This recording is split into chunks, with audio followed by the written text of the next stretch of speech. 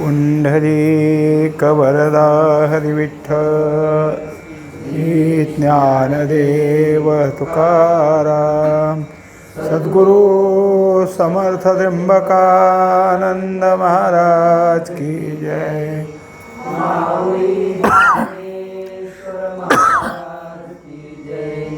जगद्गुरु तुकाराम महाराज की जय।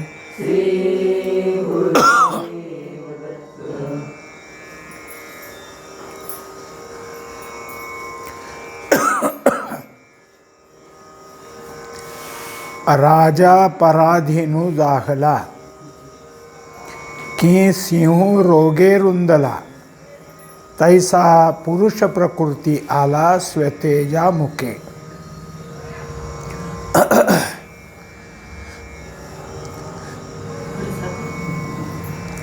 एक उदाहरण दिलंय की राजा असला म्हणजे त्याची एक सत्ता असते आणि त्याच्या सत्तेवर तो सगळीकडे आपली जी काय आहे ती सत्ता गाजवतो। पण जर परचक्र आलं त्याच्यावर आणि त्या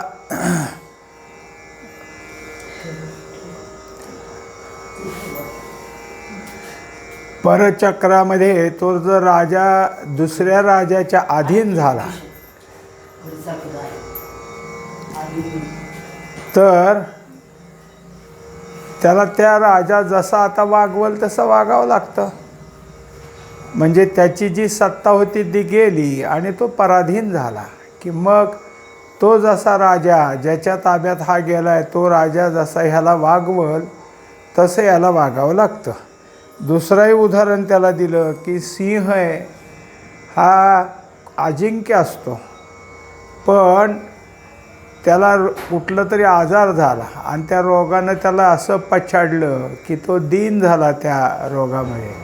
आता जवळून जर त्याच्या हरीण चाललं तरी त्याला काय उठता येत नाही, धावून जाता येत नाही।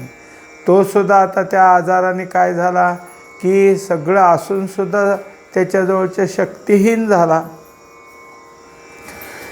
तैसा प्रकृती पुरुष प्रकृती आला स्वतेजा मुके। त्याप्रमाणे हा जो काही आहे पुरुष तो प्रकृतीच्या ताब्यात आला की मग त्याचं जे तेज होतं त्याचं जे सामर्थ्य होतं ते त्याच्यामध्ये लोपलं गेलं। जागता नरू सहसा निद्रा पाडोनी जैसा, स्वप्नीची आसोसा वशू कीजे। आता ह्याच प्रकारची उदाहरणं आलीत की हा जो काही पुरुष आहे तो वास्तविक उत्तम पुरुष आहे, पण प्रकृती अधीन झाल्यानंतर कसा पराधीन होतो त्याची उदाहरणं आहेत। मग त्या उदाहरणामध्ये असं सांगतात की एखादा मनुष्य आहे आणि तो काय आहे जागा आहे, पण नंतर त्याला झोप लागली आणि मग तो झोपीत असताना त्याला स्वप्न पडलं, पण त्या स्वप्नामध्ये अशी परिस्थिती झालेली की तो चोरी करायला कुठेतरी गेला आहे आणि त्यांनी चोरी केली आणि तो सापडला आहे। आता त्याला पोलीस धरून घेऊन चालले। म्हणजे तो आता काय आहे की त्यांनी जसं चल पळ म्हणले की तसं करावं लागतं, पण हे सगळं कुठं घडलं हे त्याच्या स्वप्नात घडलेलं आहे। तैसे प्रकृती जाहलेपणे पुरुषा गुण भोगणे, उदास अंतुरी गुणे आतुडे जेवी। तसंच ह्या पुरुषाला या गुणाची संगती लागली, पुरुष हा गुणसंगी आहे असा त्याच्यावर अध्यास झाला आणि त्यामुळं तो आता त्या प्रकृतीचा झाला। आता ह्याच्यात काय असतं, दोन प्रकार सांगितले शास्त्राने की एक संसर्गाध्यास, जवळजवळ आले की तसं तसं दिसतं, मग तसं झालं हे दोघं जवळ आले आणि मग ह्याचा गुण त्याला आणि त्याचा गुण त्याला झाला म्हणजे अन्योन्याध्यास। तर याच्या ठिकाणी आता काय आहे गुण आहेत असा जो काय आम्हाला त्याच्यावर अध्यास झाला त्यामुळं हा पुरुष प्रकृतीच्या ताब्यात आहे असं वाटू लागलं। दुसरं उदाहरण कसं दिलं की उदास म्हणजे कसा संन्यासीच, त्याला कशाचंही काय आता आवड राहिली नाही, निरासक्त जीवन जगणारा, पण आंतुरी गुणे, आंतुरी म्हणजे स्त्री, कुणीतरी एखादी स्त्री आणि त्या स्त्रीचं पाहून तो मोहित झाला. आता जर काही असेल तर त्याचं संन्यासत्व गेलं की तो आता ह्या स्त्रीच्याच मागे मागे चालू लागला, स्त्रीची त्याला आवड होऊ लागली. हे सगळं का झालं तर त्याची उदासता त्या ठिकाणी फिक्की पडली, म्हणजे जे संन्यास तत्व होतं ते त्याच्यापुढं कमी पडलं. तैसे अजा नित्या होये, अंगी जन्ममृत्यूचे घाये, वाजती जैल आहे गुणसंगाते. त्याप्रमाणे अजा, अजा म्हणजे जो जन्माला येत नाही असा, तो नित्य आहे. त्याच्या ठिकाणी काय आहे की कधीच त्याच्या नित्यपणाला बाधा नाही. पण आता प्रकृतीच्या ताब्यात आल्यामुळं प्रकृतीचा आहेपणा म्हणजे जन्म, प्रकृतीचा संपणं म्हणजे मृत्यू, हे सगळे घाव त्याच्यावर आले. आता हा पुरुष जन्माला आला, हा मृत्यू झाला, हे सगळं म्हणता येतं. वाजती जाईल आहे गुणसंगाते. तर हे सगळं का झालंय तर गुणाचा संग त्याच्या ठिकाणी लागला. परी ते ऐसे पांडुसुता, तातले लोह पिटिता, जेवी वन्हीसीच घाता, बोलती जया. आता त्याला दुसरं उदाहरण दिलं की जसं लोखंड भात्यापुढं नेलं, त्याच्यापासून काही बनवायचं असलं तर त्या लोखंडाला लाल करावं लागतं. अग्नीच्या संगतीत ते चांगलं तापतं आणि लाल होतं आणि मग त्याच्यावर घणाने ठोके घातले जातात. पण ज्याला कळत नाही असा जो कोणी एखादा असतो तो म्हणतो बघा अग्नीला किती मार बसतोय, कारण आता हे जे काही लाल झालं आहे हा अग्नी, आणि अग्नीलाच ह्या घणाचे ठोके बसतेत असं बोलणारे बोलतात. का आंदोळलिया उदक प्रतिमा होय अनेक, ते नानत्व म्हणती लोक चंद्री जेवी. आता दुसरी गोष्ट अशी की चंद्राचं प्रतिबिंब पाण्यामध्ये पडले, पण पाणी काही कारणानं हलायला लागलं, वारं आलं म्हणा, लाटा उठल्या म्हणा, काहीतरी त्याच्यामध्ये जोरात वरनं आपटलं, टाकलं गेलं की पाणी हलतं, तरंग येऊ लागले की तो जो काही एक चंद्र दिसत होता ते जिथं जिथं ती लाट अशी अशी हलायला लागली तेवढे तेवढे चंद्र दिसू लागले. एकच चंद्र पण पाण्यात प्रतिबिंबीन, पाण्याची हालचाल सुरू झाली की चंद्राचं अनेकपण दिसू लागलं. दर्पणाची जवळिका दुजेपण जैसे ए मुखा, का कुमकुमे स्फटिका लोहित्व ए. तसंच आपण काही आपलं मुख बघायचं असलं तर आरसा घेतो, पण मग झालं कसं, आपलं तोंड एक आणि आरशातलं तोंड एक, असे दोन होतात, वास्तविक दोन नाही. आता समजा आपल्याला आरशात बघून गंध लावायचा असलं तर आरशातल्या कपाळाला नाही लावत, आपल्याच कपाळाला लावतो आपण, पण दिसताना मात्र त्यातही दिसतंय आणि ह्यातही दिसतंय, असे दोनपणा येतो. तसंच त्याने दुसरं उदाहरण दिलं की का कुमकुमे स्फटिका लोहित्वये. मग जसा काचमणी किंवा स्फटिक कुंकावर ठेवला, कुंकू पसरलेलं आहे त्याच्यावर, तर ह्या काचमण्याला शुभ्रता असून सुद्धा याच्यासारखा तो लाल दिसतो. लोहित्व म्हणजे लालपणा, त्याच्या ठिकाणी लाल दिसतो. तैसा गुणसंगमे अजन्मा हा जन्मे, पावतू ऐसा गमे एरवी नाही. तर एकंदरीत जे जे काही गुण आहेत ते गुण प्रत्येक गोष्टीच्या ठिकाणी जन्म मरण लावतात.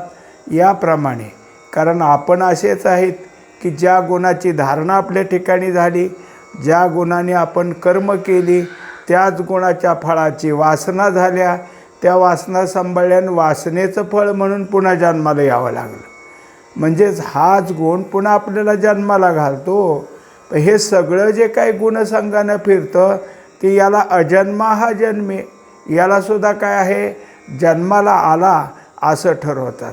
कारण प्रत्येक झालेला हा जीव पुरुष हा काय झालेला आहे, त्या प्रकृतीत असलेल्या सूक्ष्म प्रकृतीत किंवा सूक्ष्म देहात त्याची आणि तिची जी गाठ पडली, त्या गाठ म्हणजे लिंगदेहाची गाठ ही कधीच सुटत नाही. म्हणून जन्म मरण कधी सुटणार. फक्त त्याला श्रीगुरूच्या जवळ गेल्यानंतरच अज्ञान नाहीसं झाले की ही गाठ सुटते. म्हणून हा जोपर्यंत त्या गाठीने बांधलेला आहे तोपर्यंत झालंच. आता जेव्हा त्याच्या ठिकाणी श्रीगुरू संबंध आला, नामस्मरण घडू लागलं की मग मात्र एक काय अजून केवढ्या बसल्या होत्या तेवढ्या. बंधनापासून सुटल्या ह्या गाठी, देता आली मिठी सावकाश. आता गाठ सुटली आणि सावकाश अशी मिठी बसली. अधमोत्तमा योनी यासी आयसिया मानी, जैसा संन्यासी का स्वप्नी अंत्यजादी जाती. आता जसं संन्यासी एकदा संन्यास घेतला म्हणजे त्याला स्वतःचं नाव जे पूर्वीचं होतं ते बदललं जातं. मग जात कुळ काही राहिलं नाही. पण हा संन्यासी झोपी गेला होता आणि झोपीत त्याला काय आहे की आपण कोणीतरी अंत्य अशा ठिकाणच्या जन्माला आलेलो आहोत आणि तिथं सगळं काय करतो. म्हणजे हे एकदा काय झालं की भगवान श्रीकृष्ण आणि बलराम लहान होते आणि त्यांना काहीतरी करून मारायचं आहे असं समजून कंसाने अक्रूराला सांगितलं त्यांना घेऊन ये. आता अक्रूर त्यांना घेऊन चालला रथामधून. अक्रूराला दया यायची, लहान लहान पोरं, हे कंस त्याला मारल, आपलं ह्यांना सांगून टाकू, अरे असं आहे बरं का, पुढं धोका आहे तुम्हाला बघा. आता मध्ये नदी ओलांडून जायचं आहे. त्या अक्रूराला काय अशी इच्छा झाली, आता तुम्ही थांबा रथात, मी आंघोळ करून येतो.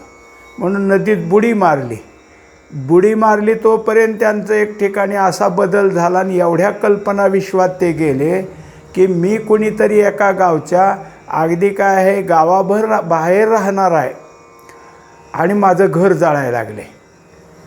आणि मग तो काय करतो, घरात विजवायला धावतो, तर घर तर पेटलेलं, त्याची बायको आत, मुलं आत. हा मोठमोठ्याने हंबरडा फोडतो, गेली माझी बायको, गेली मुलं, माझं घर जळलं. आणि असं म्हणत म्हणत तो बुडीची पाण्यातनं वर येतो. आणि मग त्याच्या लक्षात येतं आपण तर अक्रूर, हे कुठलं आठवलं आपल्याला. पण हाताकडे बघतो तर हात काळे. म्हणजे तिथं आपण ते जाळाच्या जवळ गेलो ते तर काही नसेल. मग पाण्यात हात धुवायला लागले तर हातच निघानात, काळेपणा तसाच. परत रथाकडे आले आणि घोडे जुंपवले, पुन्हा निघायचं आहे. तर कृष्णाने विचारलं, अक्रूर काका हात काळे कशाने झाले? ते म्हणले काय माहिती, काही विजवायला गेलता का, कुठं विजतं कुठं जाळ. आणि मग अक्रूराच्या लक्षात आलं की आपण सामान्य कल्पनेत होतो ते ह्यांना कळतंय आणि हे काय, ह्यांना काय करणार आहे कंस. निर्धास्त झाला तो. म्हणजे जसं संन्यासाला स्वप्न पडलं की त्याच्या ठिकाणी काही ना काहीतरी होतो आणि ते त्यात गेला आहे, तसंच या प्रकृतीत गुंतलेल्या पुरुषाला पुन्हा जन्म आले म्हणजे मग काय आहे, काहीतरी खालच्या जातीचा जन्म आला किंवा खालचा एखादा पशु झाला, उच्च ह्याच्यातला आला, उच्च असा झाला. म्हणजे हे सगळे जे आहेत हे प्रकृतीचे गुण, जन्माला येणं, यातनं त्यात होणं, पण ह्या पुरुषावर ते लागू होतात. म्हणून केवळा पुरुषा नाही होणे भोगणे देखा, येथ गुणसंगूची अशेखा लागी मूळ. तेव्हा हा वास्तविक पाहता सगळ्यातनं वेगळा असणारा पुरुष आहे. पण जोपर्यंत या गुणातनंच आपण त्याला पाहतो, गुणाचा संग आहे असं जोपर्यंत मानतो, तोपर्यंत हा पुरुष त्या प्रकृतीत जे काही आणल, सुख असो किंवा दुःख असो, तो भोगतो. आणि तो भोगतोय असं आम्हाला वाटत असतं. हे सगळं जर काही का दिसतंय तर गुणामुळं. जसं कावीळ झाली म्हणजे मनुष्याला पांढऱ्या वस्तू सगळ्या पिवळ्या दिसू लागतात. मग वस्तू पिवळ्यात का ह्याच्या डोळ्यात दोष आहे, तर याच्या डोळ्यात दोष आहे. तसं आपण त्या गुणसंगातनं परमात्म्याला पाहतो आणि मग त्याच्या ठिकाणी बदल झाला असं वाटतं. उपद्रष्टानुमंता च भर्ता भोक्ता महेश्वरः, परमात्मेति चापि युक्तो देहेस्मिन् पुरुषः परः. आता असं दाखवलं की जे जे काही कार्य होतं ह्या प्रकृतीत, त्या प्रकृतीतल्या कार्याला वास्तविक हा साक्षी, हा काय आहे, कशात मिसळलेला नाही, साक्षी रूपानं तो त्या ठिकाणी पाहतो. आणि देहाकडून, इंद्रियाकडून, मनाकडून, बुद्धीकडून जे काही कर्म होतं आहे ते याच्या सत्तेत होतं आहे. पण असं ठरवलं जातं की ह्याची ह्याच्या अनुमतीनं देह, मन, बुद्धी हे कर्म करतात. शिवाय याच्या ठिकाणी जर काही असेल तर ह्याच्या सान्निध्यामुळं हा करताय असं वाटू लागतं. त्यामुळं हा पालनपोषण करणार आहे. अशा तऱ्हेची जी काही झालं, वास्तविक ह्यानं काय, पण सत्ता ह्याची, कारण सत्तेवरच सगळे स्फुरण ह्याचं आहे, त्यातून हा पालनपोषण करतो असं वाटतं. पण सगळ्या जगताचं नियंतत्व करत असल्यामुळे याला महेश्वर असं म्हटलं गेलं. असा असणारा परमात्मा की जो काही नाही, पण याच्या ठिकाणी मात्र काय आहे की एवढं ह्याचं स्फुरदत्व आहे की जडाला ते प्रकाशित करतं आहे. आणि त्यामुळं याच्या ठिकाणी हा जो काही सर्वव्यापी असून, सगळ्यात उत्कृष्ट असूनसुद्धा देहामुळं त्याला जीव असं नाव आलं. आणि त्या जीवरूपानं तो प्रकृतीच्या गुणाशी संबंध आहे असं वाटू लागलं. वास्तविक काहीच संबंध झाला नाही. तो जो काय आहे तो उत्तम पुरुषच आहे. पण जोपर्यंत आपल्या ठिकाणची ही गैरसमजूत निघत नाही तोपर्यंत आपण त्या उत्तम पुरुषावर अशाच तऱ्हेचे आरोप करत असतो. हा प्रकृती माझी उभा, परी जुई जैसा ओथंबा, यथा प्रकृती पृथ्वी नभा ते तुला पाडू. आता ज्याप्रमाणे की एखादं काय आहे, जुईचा वेल असतो, तो जुईचा वेल असा मोकळा कुठे जमिनीवर चालत नाही, त्याला कशावर तरी चढवावं लागतं. म्हणून तो वर जावा, मग त्या पुढं मांडव करता येईल. म्हणून जो काही खांब रावला जातो त्या खांबावर आहे. वास्तविक त्या खांबाच्या आधारावर हा काय आहे, ही जुईचा वेल चढलेला आहे. तसं याच्या आधारावर ही प्रकृती, हा प्रकृतीमध्ये काय आहे, आधार देणारा आहे असं वाटत असतं. पण याच्या ठिकाणी हा जो काही आहे तो तिथं फक्त आत्ता जसं आपण श्लोकात पाहिलं तसा साक्षी भावना आहे, बाकी त्या ठिकाणी काही नाही. जसं की एखादी काय आहे जमीन आणि वरचं काय आहे आकाश, ह्याच्यामध्ये किती अंतर आहे, कितीतरी. आता हे चंद्रयान गेल्यावर चंद्राचं अंतर किती निघायला लागलं, सूर्याचं किती, तसं आकाशाचं किती, कुठलं कसं सांगता येईल. अवकाश किती पण आहे. जसं ह्याचा त्याचा संबंधच नाही तसं या परमात्म्याचा प्रकृतीचा कुठं संबंध नाही. पण आपण मात्र एखाद्या उंचावर जाऊन उभा राहा, आपल्याला वाटतं आकाश त्या पलीकडे जाऊन टेकलं आहे बरं का खाली, आणि संपूर्ण असं सगळीकडं बघत राहिलं की आकाश टेकलं आहे असं आपल्याला दिसतं. प्रकृती सरितेच्या तटी, मेरू हा किरीटी, माझी बिंबे परिलोटी लोटो नेणे. आता दुसरं उदाहरण दिलं की जसं काय आहे की प्रकृती एक ती नदी असं समजले, आणि नदी जशी वाहायला लागली की तिच्या पाण्याचा जो काही प्रवाह वाहत असतो त्या प्रवाहामुळं त्याच्या शेजारी असलेलं जे काही झाड, एखादं काय डोंगर, हे सगळे वाहिलेले दिसतात. आता इथं उदाहरणात तर मेरूच घेतला. या प्रकृती नदीच्या किनारी मेरू पर्वत उभा आहे, पण मेरू कधी कधी हलेल का, पर्वत अचलच असतो. पण हे पाणी हलत असल्यामुळे पाण्यात पडलेलं प्रतिबिंब हलतं, आणि मग म्हणायला लागले की पाण्याच्या लाटेबरोबर मेरू वाहून चालला. हेच आपल्याला काय आहे नीट न कळण्यामुळं बोलावं लागलं. प्रकृती होय जाये, हा तो असतोच आहे, म्हणून आ ब्रह्माचे होय शासन. हा एकंदरीत पाहायला गेलं तर वरील कितीतरी प्रकृतीत बदल होतात. जन्मजन्माचे बदल तर झालेच, पण देहदेहांतरात सुद्धा कितीतरी बदल होतो. लहान मोठा असं करत करत वयस्कर होतो. म्हणजे प्रकृती सदा बदलते, सतत तिच्या ठिकाणी बदल आहे. ह्याला कधी बदल नाही, हा आहे तसाच आहे. हा आत असून तसा आहे, पण मग हा वर असलेल्या प्रकृतीचं जे परिभ्रमण आहे त्या परिभ्रमणाचा नियंता होतो. म्हणजेच त्याच्या ठिकाणी काय आहे, ह्याचा शास्ता येतो. म्हणून त्याला सांगितलं आ ब्रह्म म्हणजे अगदी काय आहे की लहानशा कीटकापासून ब्रह्मदेवापर्यंत जेवढे जेवढे आहेत त्या सगळ्यांचं सजीवत्व आणि त्यांना सत्ता कोण देतं, या परमात्म्याचीच आहे. प्रकृती येणे जिये याचिया सत्ता जगविये, या लागी इये वर येतू हा. एकंदरीत हा प्रकृतीत जरी असला तरी प्रकृतीला सत्ता त्याच्यामुळंच आहे. प्रकृती आहे म्हणायला जर कोण असेल तर भगवंताचा आहे पण आहे तिच्या ठिकाणी. आणि एवढंच नाही तर हे जे काही आहे या प्रकृतीला ह्याने वरलं आहे. ह्याने जर संबंधच केला नसता तर प्रकृतीच राहिली नसती. वरलं म्हणजे तिचा नवराच झाला आहे हा. म्हणून तर प्रकृतीचा आणि याला दुसरं नाव पुरुष येतं. हे याने सत्तेत तिला काय आहे, वास्तविक पाहता सामान्य ज्ञान कशाच्याच विरोधीत असतं. त्यामुळं प्रकृतीला सत्ता घेतली प्रकृतीने, प्रकृती आपल्या सत्तेचा काहीतरी कारभार करते याच्या ध्यानीमनी नाही. पण हे होतं आहे ना, त्यामुळे ह्याच्या सत्तेत प्रकृती सगळं काही आहे. प्रकृतीचा आहेपणा याच्या सत्तेत आहे आणि ह्यानंच त्या प्रकृतीला स्वीकारलं आहे असं आम्हाला वाटतं. अनंते काळे किरीटी जिया मिळती या सृष्टी, तिया रिगती याच्या पोटी कल्पांत समयी. तेव्हा हे सगळं कसं आहे की उत्पत्ती आणि स्थिती लय हे सतत चालूच आहेत. तुम्ही आम्ही झोपायच्या अगोदर जे असतं ते झोपीत गेले की काहीच नसतं आणि जागं झाल्यावर असतं.